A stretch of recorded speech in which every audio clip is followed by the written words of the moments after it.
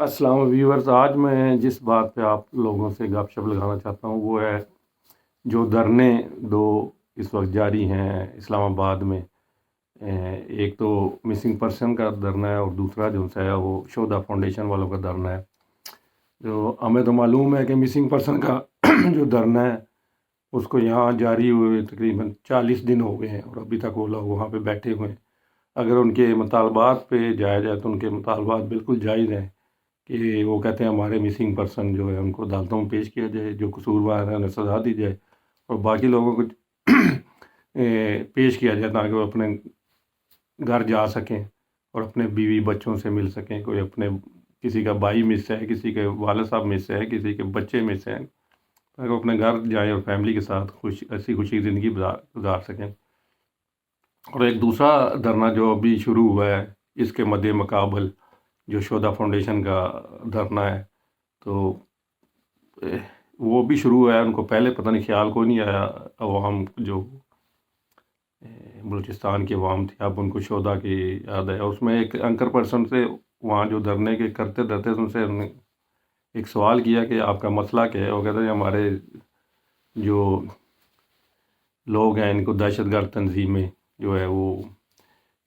قتل کر دیتی ہیں، شہید کر دیتی ہیں۔ تو اس نے کہا یہ تو حکومت کا معاملہ ہے کہ اس معاملے کو دیکھے۔ تو آگے سے اس بندے کا جواب تھا جی حکومت اس معاملے کو دیکھ رہی ہے۔ اگر حکومت اس معاملے کو دیکھ رہی ہے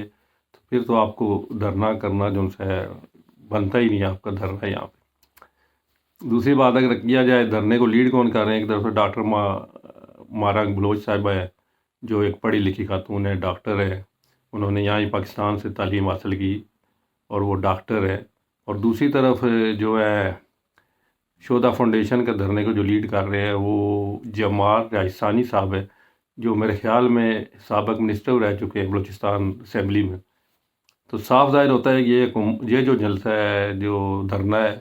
یہ ہمارے جو نامعلوم افراد ہیں ان کی طرف سے پلان کیا گیا ہے کہ کسی طرح یہاں پہ حالات ختم کر کے کوئی ایسا معاملہ بنایا جائے کہ ان دونوں دھرنوں کو ختم کیا جائے۔ کیونکہ جو ہماری نگران حکومت ہے یا کوئی بھی حکومتیں جو پچھلی بھی آئی ہیں، چاہے عمران خان ہو چاہے شہباز شریف ہو، ان کے پاس اختیارات تو ہوتے نہیں ہیں، اس لیے وہ اس مسئلے کو حل نہیں کرا سکتے۔ اور یہ بات بالکل ٹھیک ہے کہ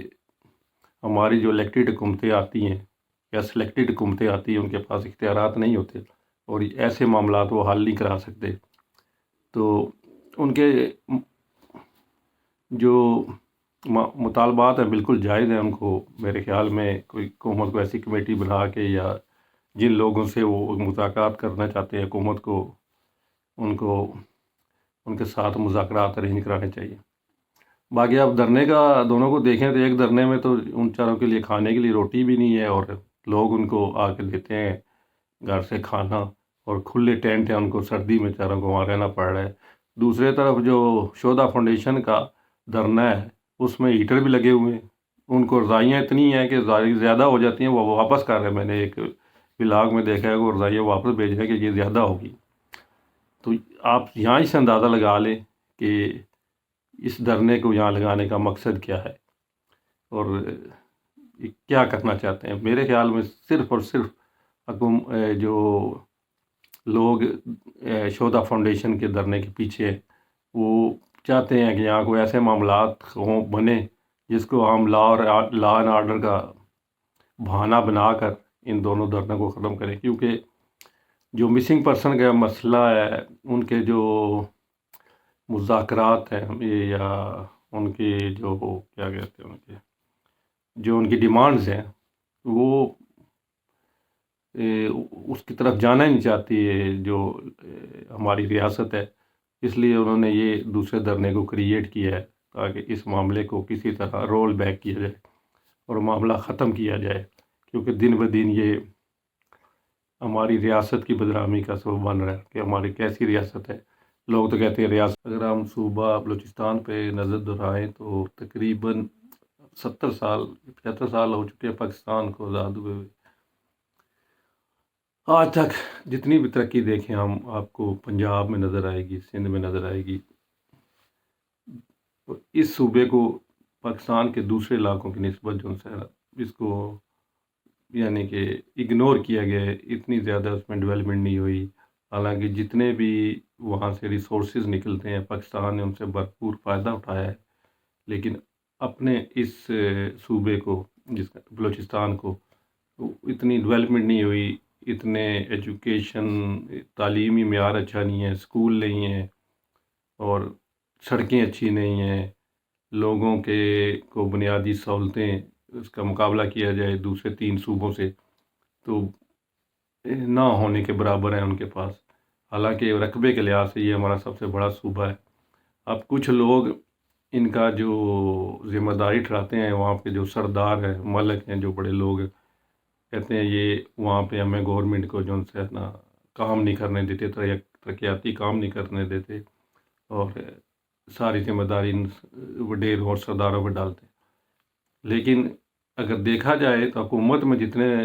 جو بھی بندے آتے ہیں یہی سردار اور وڈیرے آتے ہیں، اگر وہ حکومت میں آتے ہیں تو پھر حکومت کا یہ کام ہے کہ ان کو کہے جی آپ ہمیں یہاں ڈیولپمنٹ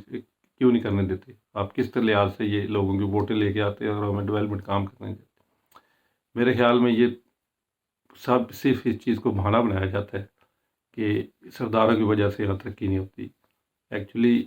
کوئی بھی حکومت جتنی بھی آپ 75 سالوں میں آئی ہے، انہوں نے اس طرف توجہ نہیں دی کہ بلوچستان کو صحیح جتنا اس کا حق بنتا ہے اس پہ فنڈ لگائے جائے اور لوگوں کو ایک بہتر زندگی دی جائے، ان کا جو اسٹینڈرڈ آف لائف ہے وہ بڑھایا جائے۔ تو میری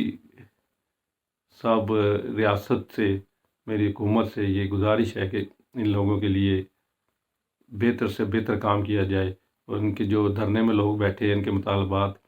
مانے جائیں، اور نہ صرف مانے جائیں، ان کو حل کیا جائے تاکہ انہیں بھی یہ احساس ہو کہ ہم پاکستان کے شہری ہیں اور ہمیں برابری کی نسبت پہ انصاف ملتا ہے اور یہ ہمارے بھائی ہیں بلوچ، اور ان کو جو انسیکیورٹی کا یہ شکار ہے وہ ختم ہو اور ان کا جو حکومت پہ اور پاکستان پہ اعتماد بڑھے۔ اگر آپ کو میری یہ ویڈیو پسند آئی ہو تو اس کو لائک کرے، سبسکرائب کرے اور شیئر کرے، اور اگر آپ کمنٹس میں مجھے بتائیں کہ آپ میرے اس جو میری سوچ ہے جو میں نے اس ولاگ میں بیان کی اس سے اتفاق کرتے ہیں یا نہیں، کمنٹ میں مجھے ضرور بتائیے گا، اور میرے ویڈیو کو ضرور سبسکرائب کریں، گھنٹی کا بٹن ضرور بجائیے گا تاکہ میرا اگلا جو ولاگ ہے وہ بھی آپ دیکھ سکیں۔ شکریہ۔